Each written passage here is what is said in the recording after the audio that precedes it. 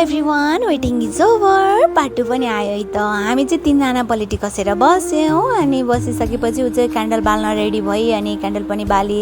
म चाहिँ spray उडाउन ready भइरहेको थिएँ, तर स्प्रे उडाउनको लागि भिर्कै नखोलिकन है, त्यसरी उड्छ त साथीहरू, उड्दैन नि। अनि मैले स्प्रे उडाइसके पछाडि अनि सररर लाएर अनि चित्त नबुझेर सिर्जनाले मलाई पनि उडाउँदै थिए, तर हिउँ जस्तै सेतै बनाइदिए। अनि ज्वाइँलाई पनि उडाउँदैछ स्प्रे, उसलाई चाहिँ छैन है, ऊ चाहिँ बाठी क्या। अनि उसले चाहिँ ताली बजाउँदै केक काट्नलाई रेडी भइरहेको थिएँ। अनि ज्वाइँले चाहिँ उसलाई खुवाइदिनु भयो अनि खुवाएर मात्र त म बुढीलाई लगाइदिन्छु पनि भन्नुभयो, लगाइदिनु भयो। अनि गिफ्ट दियौँ हामीले। अनि चाहिँ मैले गिफ्ट पाएँ भनेर ऊ चाहिँ रमाइरहेको चाहिँ है, खुसी भइरहेको थियो क्या। अनि केक पनि मिठो रहेछ, हामीले केक पनि खायौँ मस्त। अनि गिफ्ट खोल्ने टर्न आयो अनि उसले चाहिँ खोल्दै चाहिँ अनि गेस गर भन्यौँ क्या हामीले। अनि उसले गेस गरी, तर दुईवटा यो त्यो भनिरहेको थियो कि। अनि उसले दुईवटा फोटो दिएको थियो, त्यो मध्येमा एउटा परेको थियो।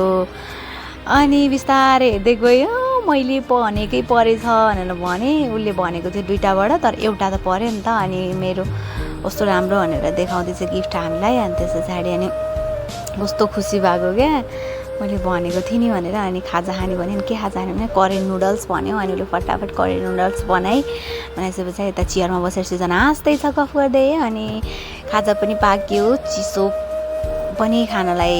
अनि हामीले कोक अनि चियर्स गरेर सर लाएर हाल्यौँ। अनि त्यस पछाडि हामीले करेन पनि फर्स्ट बाइट लियौँ। एकदमै मनपर्ने नि त हामीलाई करेन नुडल्स भनेपछि। अनि फेरि सिर्जनाले चाहिँ पाइँदै नखाने, अनि उसको चाहिँ करेन झन् फेभरेट।